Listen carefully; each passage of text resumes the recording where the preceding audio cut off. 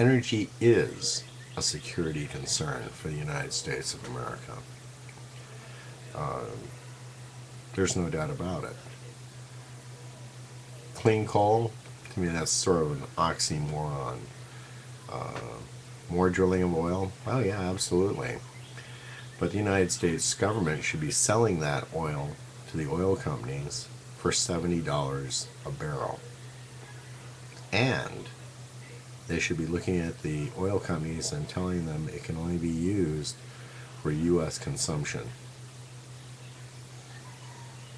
And that the price, the retail price, should reflect this. Then I say, yeah, let's do more drilling. Let's get some more refineries built. I would rather see that than see the Chinese and the Cubans drilling off our coastlines. To me, that does not make sense at all. Why should we pay for oil that's basically being drilled out of our backyards? Doesn't sound right to me. Nuclear energy.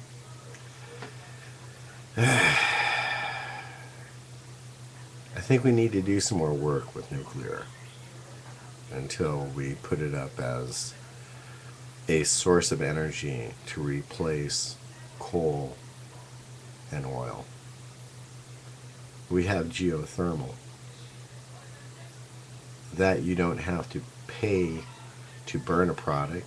You don't have to get to a point where you have to use a product to react to create the heat. The heat is already there.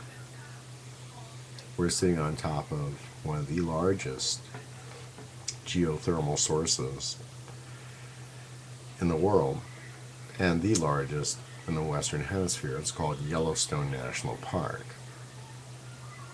And by putting a huge, I'm not talking about a megawatt generator to power 1,000 homes.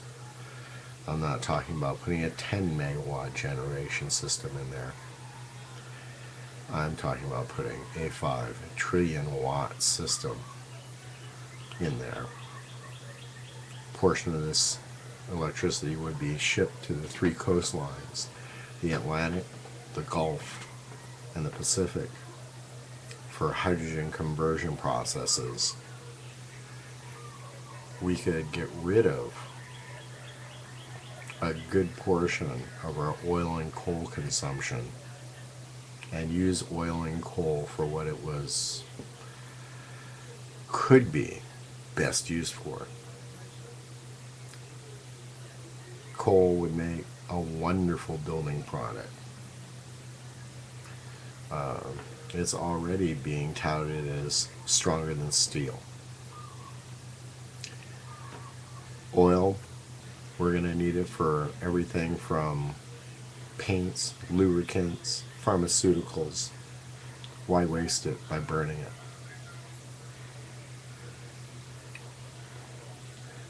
Nuclear,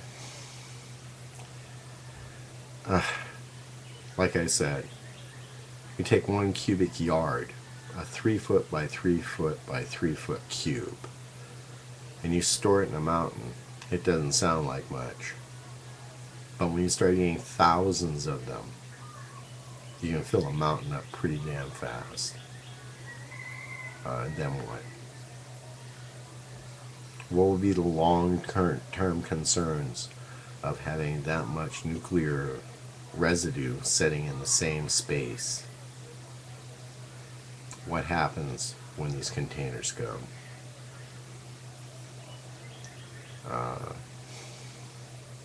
What are we going to do then? Repack them up and ship them to the moon? I don't think so. But speaking of the moon, this project that I'm talking about is like going to the moon. We need someone with the guts and the foresight to take us into a power source that will be cheaper than anything that we've got right now. Because your basic cost is building the plant and getting the hole dug. Once you've got that, You no longer have to produce fuel to run this thing. You don't have to enrich uranium. You don't have to pipe in gas or oil or shipping coal. The heat source is there, and it's been there for thousands of years, and will most likely be there for thousands of years to come. This gives us an efficient, long-term energy source. Something that we can do that will put a big kick in our metallurgy. For those of you who don't know what I'm talking about, that would be iron, steel, copper plating, any type of metalworking which requires electricity to heat the metal to a molten state. This we can do. Induction furnaces are a reality. We have the technology, we have the manpower, and it would give our industries a huge boost to build something like this. We need everyone. We need everything from electricians to software designers, steel workers to insulators. This could put a big kick in our economy. And afterwards, instead of talking about being oil independent and energy efficient, we would be almost there. Mr. McCain, Mr. Obama, neither one of you have looked at this. I don't know if you are afraid of the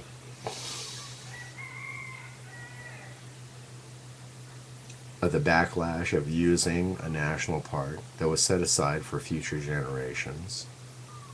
Well, let's look at it. We are the future generations. We are the people who have the technology to be able to use this. And for all you naysayers who sit there and say, oh, it can't be done. No country in the world can do something like this. You better go look at Iceland. They're pretty damn close. They've already got their power system set up on a geothermal setup. If they can do it, why can't we? Why haven't we?